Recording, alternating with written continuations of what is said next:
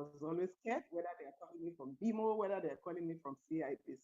Anyway, I hope you guys have been able to learn a lot from what Mark has shared. So I'm so passionate. I'm so excited that you guys are joining us here today, to come and listen to how to control your finances. So I'm going to talk a bit about college planning. I'm so passionate about this. You know why? If you eat something and you love it so much, you can tell other people about it. And when they ask you, oh, Shade, how tasty is that? You can say, oh my God, it's so tasty because I ate it once or twice or many times. And that is why I'm so passionate about this, because I did it exactly for my three children. And today they didn't have to go to school with loans and debts. So let me share my screen here. Let's talk a little bit about how you can plan for your children's college and what the benefits are. So my name is Paula Shade once again, and I'm a proud associate of this awesome company. Let's talk about college planning. Why college planning, and what are the benefits of college planning? What is the cost of tuition? Because you really need to know what you are getting into. When should you start college planning? And what are the strategies you can use for your children's college planning? What are the benefits to you and the children? And I want to share my personal experience with you. As I mentioned at the beginning, you can't give what you don't have. Honestly, you can only be a pretender or an hypocrite if you don't do something and you're telling other people to do it. Why plan for college? That's the question. Determining the most cost-effective, tax-efficient way to fund a post-secondary education is not always a fun topic, trust me. And that is why some parents will leave it to chance and say, what would be with me? Honestly, I can't kill myself. My parents didn't plan anything for me. I've heard some parents say this. It's so sad. I've heard somebody say, well, I took a loan, so my children should also take a loan. I'm like, really? Oh my goodness. But it is, however, important to know what it will cost you so you can plan adequately. I believe all the people that are here joining us today, they are responsible parents, and that is why they are going to listen to know how they can plan for their children's college. Lack of planning for college will make the child to start his or her life on debt. We don't want to do that to our kids, honestly. We love them so much, we say it every time, but we should also show in what we do for them. It takes an average of 7 to 10 years for a child that's gone to school with a lot of debt to pay off the college loan. I was actually talking to somebody this afternoon, and guess what? The person said, oh my God, I have a lot of college loan, or college debt. We don't want to do that. And so we need to plan for our children's college education. So let's talk about cost of tuition.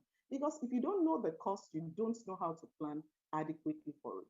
When having children, everybody is excited when you want to have a baby, but do you really think of how much it's going to cost you to raise them to adulthood? Nobody really thinks about it. The excitement of you're going to have another child, has overtaken your thoughts and everything. But you have to wait a minute. Yes, it's good to have kids. You have to think of how much am I going to send, how much am I going to use to send my children to school eventually. It costs an average of $233,000 to raise a child until the age of 18. That's no small money. It's about $1,000 a month. You better think about it. This does not include college costs, my friend. It doesn't. You know, for an average cost of a college, it's about 134,600 for a 4-year tuition in a private college and 39,400 in a public college in 2015. Canadian universities are lower, at $6,373 every year. That was statistics from 2016 to 2017. That is for a year. It is no small money either. So knowing the cost and admission process will lead to better planning. You need to understand and you need to, have a conversation with your spouse or whoever is, with you taking care of your children. And sometimes you even need to, take these children along when you are doing all this plan. Now that you know the cost of tuition, what is the next thing with college plan? So, sorry.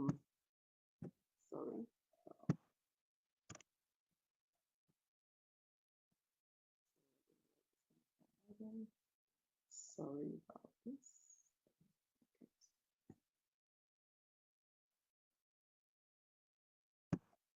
Okay, so when should you start preparing for college? That's the big question. Some people will say, well, when we get to that bridge, you shall cross it. You can't afford to do that with your children. It is never too early to start planning for college when the child is born. In fact, right from you have your child, you should start thinking of, okay, how am I going to pay for this child's tuition when she or he eventually goes to the university or college? You have to start doing that. For people like us that came here as immigrants, we didn't have all this luxury. I'm telling you, even though back from where I come from, I didn't have to go through school with debt or loan. My parents paid, but because it wasn't so expensive, we're talking about 30, 40 years ago, it wasn't so much. But I know that my children were one of the reasons why I come here. Most people that came to Canada, they are immigrants, and so they cannot wait until the child goes to the university before they start planning. So immediately you have your child, you have to start planning for the college. Any investment strategy requires a lot of time for your investment to grow. You can't put $100 in an investment account today, and the next 1 or 2 months you expect it to be $1,000 or $2,000. It's not going to happen. College planning is a long time thing, and so the earlier you start it, the better for you. The longer the time, the better the returns. So that is what you need to do to make sure that you have enough that is saved up for your children's college education. What about the strategies? We have different strategies, honestly, and people use a combination of all these strategies. Yes, some people might just, do one as long as it's okay for you, but remember the cost is what you should look out for. Because if you know your cost is $100,000, then and you know that RESP that you are actually saving into is going to give you about $40,000, where will the balance come from? So you have to you have to think about the cost. Then you will look for the strategies that will help you achieve, your goal. RESP is one of the ways by which you can plan for your children's education in Canada. And what does it mean? Registered Education Savings Plan. This is a way for parents or grandparents or even aunties or uncles to help save for the children's education. This is a very good plan. The government matches the parents' contribution to a maximum limit. So if you start today, based on your child's age, the company will tell you how much you are likely to get at the end of the plan. So you start that program and the government is going to match it up to 40% depending on your income, So, and other ones in the United States also is 529 savings plan, because some people might be joining us from the United States. You can learn more about that by talking to the person that invited you to this program. Another strategy you can use is whole life insurance that has cash value. One of our service providers, this young guy, told us about his story. And I was so touched by that story. He said that his parents came here as immigrants. And so they came here for, I think, the first 4 years to work so hard to bring over the boy and the sister. But when they got here, the only thing that the parents did immediately for this young guy was to, buy him a whole life insurance, with a lot of cash value. So when this boy was going to the university, the parents had to take money out from this whole life insurance. So he went to school with zero debt. And eventually, when he finished school and he wanted to buy his first home, the parents had to go back to this whole life insurance to pull out some money for down payment. So this guy is so happy, and always he talks about it. He appreciates his parents so much. Why can't we do exactly the same thing for our children too? So you can also use a whole life insurance. It's a permanent insurance. It has some cash value. You can use it as a strategy for planning for college. Another one you can use is the mutual funds or segregated funds. These are kind of investments that you can put money lump sum, or you can also put it on a monthly basis or quarterly or yearly basis. All this you can say, okay, if this money grows, I'm going to use it to send my children to school. Like I said, you can use a combination. It depends on the age of the child and it depends on your goal. Some people might just say, okay, I just want to pay for the child's tuition. Some people might say, I want to buy a car for my child and I want to, make sure my child lives on residence. I want to do this, I want to do that. So you have to know your goal.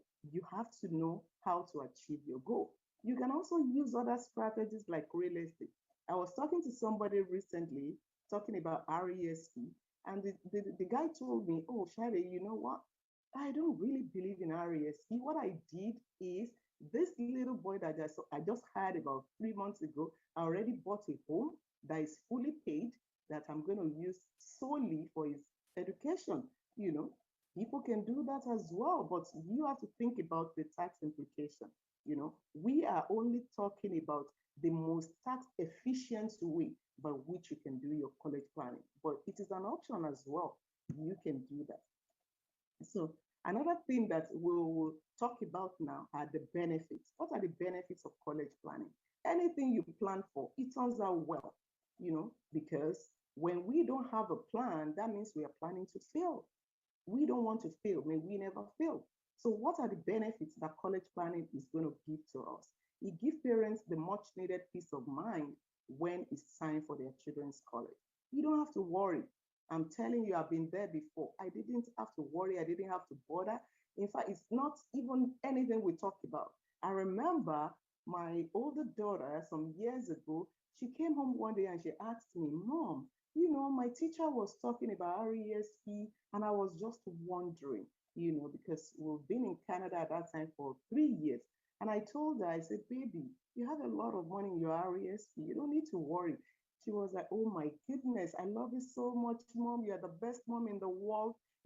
It touched my heart because she appreciated the fact that, the teacher told them that many of you will end up, going to school with OSAP. And she was so worried. She wanted to come and ask me. And I told her, don't worry, baby. Everything is well sorted out for you. So that is one of the benefits. What about professional advice? You can take advantage of that by speaking with somebody, about your children's RESP. Anything you do with a professional, like, one of the things we do, you get more benefits than just to sit down there and just say, okay, I think I should do it this way, or I think I should do it that way, or my friend said I can do it this way.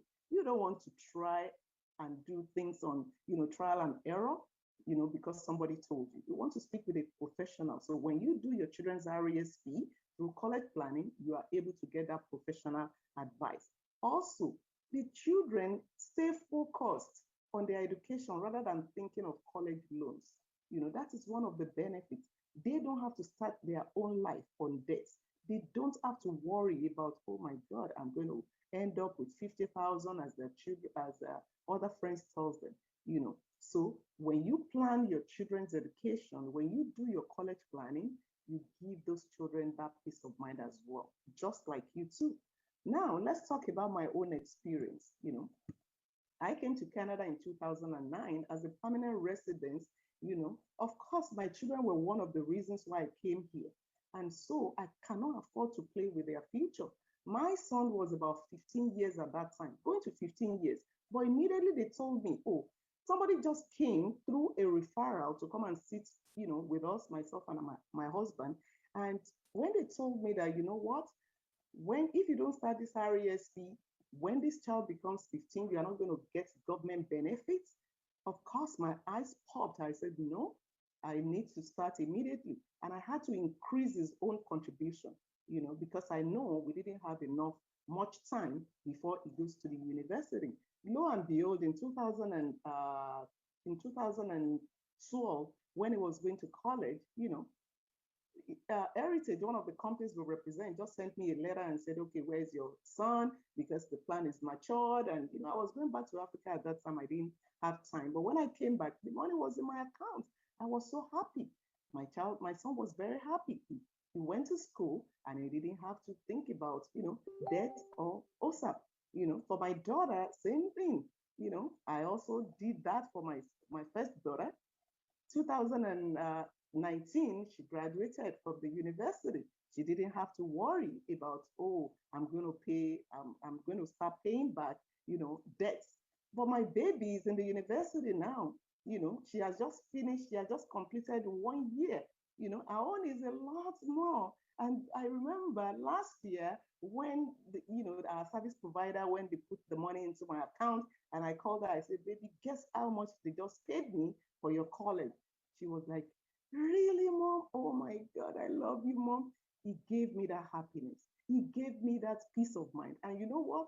Even though she's qualified for scholarship, now I'm planning to buy her a car when the school resumes. These are some of the benefits that you can really get from planning a college. So please, guys, I'm just going to say once again, our children are so dear to us. They are precious. They are gifts from God. We need to take care of them. And part of taking care of them is to plan for their college so that eventually, when they graduate from school, they won't have to bother about paying back loans. I pray God grants us long life and good health to be able to see our children succeed in life.